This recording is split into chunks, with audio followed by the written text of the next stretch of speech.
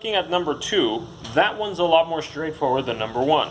X minus y times y squared, plus yx squared. So let's go ahead and just kick right into it. First off, x times x squared y gives you x cubed y. There it is. Why? Because you just multiply the x and the x squared and you get x cubed. All right? Now, x times y squared x. Well, what happens there? Again, x times x is going to give you x squared. So again, this becomes y squared x. Now you say, Mr. Mian, what about the y squared? Remember that if the x and the y are different, which they are, then you cannot combine them. So you just put them next to each other.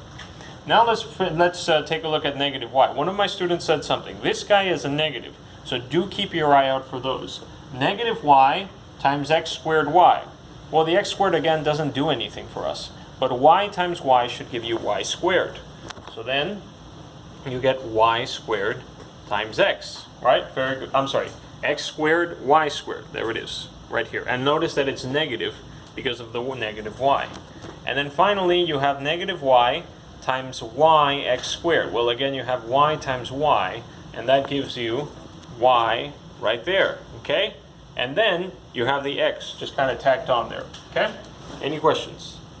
Well, I know that you guys are screaming through the monitor that you guys can combine these two because they're the same. Y squared, x squared, x squared, y squared. And the answer is yes, absolutely you can.